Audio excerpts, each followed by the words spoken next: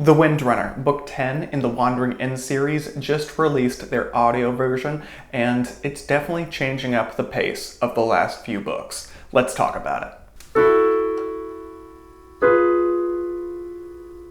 Hey there everybody, welcome back to Fantasy Inc. My name is Wyeth, and today we are talking about The Windrunner, Book 10 in the Wandering Inn series by Pirate Abba. Now, for those of you who are much further ahead than me because I have to wait for the audio versions, and those of you who are reading, this is the beginning of Volume 6 up to 6.16, and I've got to say it's definitely changed up the pace for the last few books, or looking back, just Volume 5 and maybe a tad of Volume 4. What I mean by that is Lascore has been dealing with a lot of drama. Monster attacks, whether it be the Raskar, whether it be the Big Moths, and in our last book, Tears of Lascore, the Goblin Incursion. Now, for those of you who just want an update on what happened in the book, feel free to check out that video right there on the Tears of Lascore for a bit of a recap, but we'll go ahead and just jump into a bit of a spoiler-free summary. Yes, by the thumbnail, Ryoka is finally back. She had left Lascore and all of her friends when Oz-Karash sent two of his minions to basically see if Ryoka was worth killing or not, and a lot of drama did ensue with the death of Orin, and that was a sad day to behold. So she has been gone for about half of a volume and or 2 books now, and I gotta say, I missed her character so much. I will say for this book, she has done a lot of trying to grow as a person and give us that character development. So that is something you'll definitely get to see when you pick up Book 10, The Windrunner. Going further off of that, this book is basically split up into 3 different sections. I see Pirate Abba does this a lot during their storytelling when they're breaking up into books. We have Aaron's storyline and all the drama that ensues within the city of Lascore. Then we have, within the same continent, basically a whole section of the story focusing on a different character somewhere else. And I could point to many examples, whether it be Magnolia's arc that we had a couple books back, or the Blind Emperor, or even the arcs we see with Rags when she is away from the city. Then finally, Pirate Abba will give us a taste of what's going on in different countries around the world, whether that be Niers Astorgon's arc, but specifically when it comes to the Windrunner, it is Floss and his ilk. We get to see Floss interacting with the countries of Chandrar, I believe that's how you pronounce it, and how he is trying to, well, you know, become what he used to be and take over the world. And he goes about it in a very interesting way. At the beginning of the video, I did mention this is very much a change of pace from the previous few books, and that is because we're not getting a life or death battle specifically in Lascore like we've gotten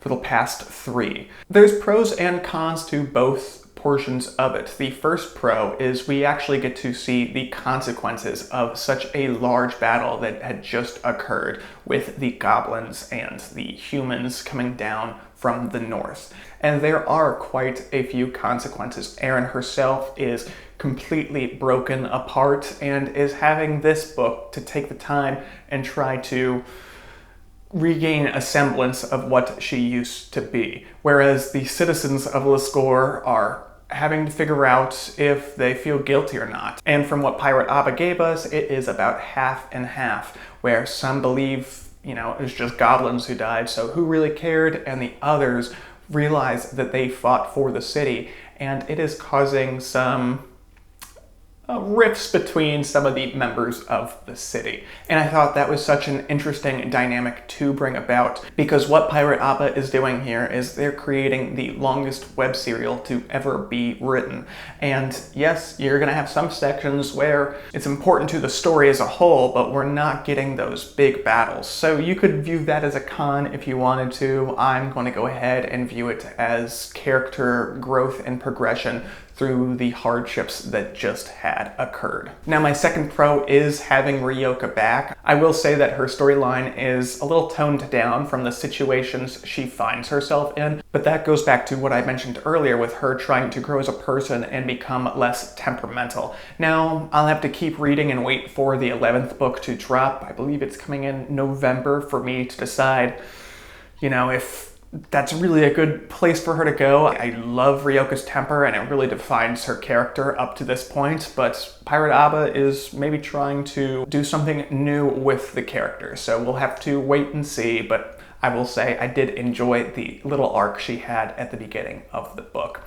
Now, finally, I thought this was going to be a con, but I decided after actually reading it that it was not for me. We have Floss's arc, and I'll be candid here, and I've said this in videos before, I really haven't cared for the Floss arcs previously. When I run into them, I usually skip the entire chapter. I knew I was going to do this review, so I just did my best and I went through his section of the book. And I'm happy I did so. I thought it was going to be a con, because usually it hasn't been for me in the past, but actually forcing myself to check out his sections, I really understand why people love his character so much. He is kind of an enigma where he's willing to do some pretty bad things to obtain power, but when you look at it through his own eyes, he's being as polite about seizing control as he possibly can. And it gave me a really new insight into the Floss arcs as a whole, as well as getting a good look of what Trey and Therese are up to.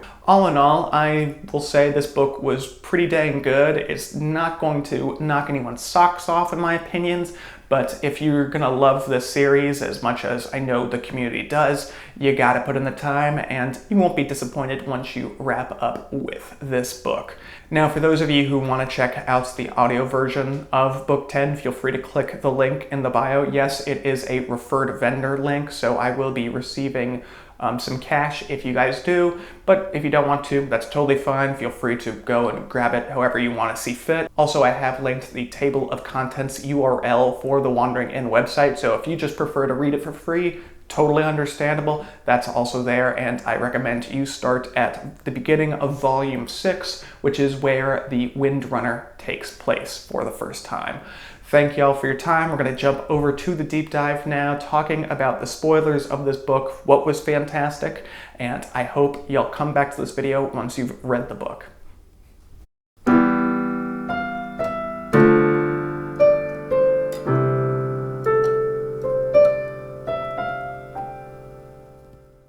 I was quite shocked when I thought that Ryoka and Fier, the vampire, were going to become a little bit more than friends.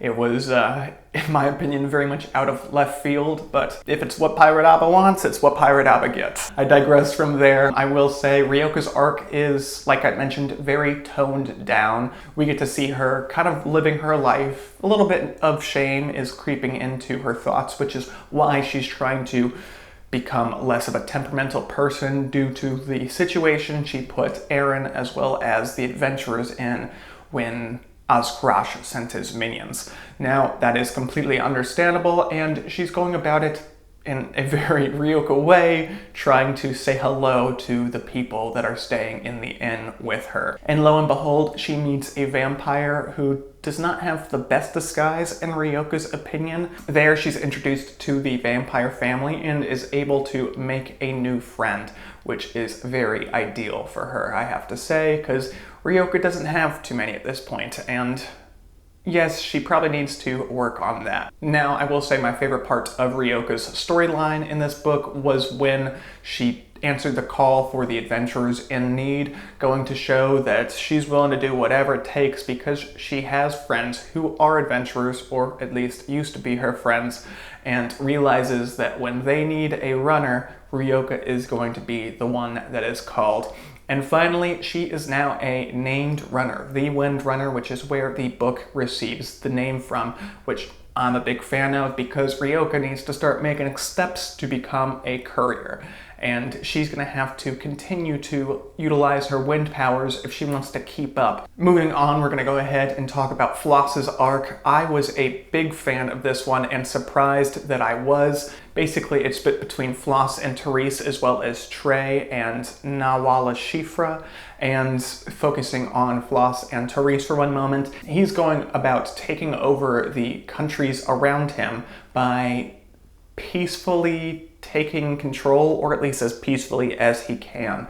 He makes an oath with one of the reborn leaders and strolls into the throne room of the other country and decides to take it by force. This was a good opportunity really for me to understand his character and how he is a conqueror, but also a peacemaker to some degree.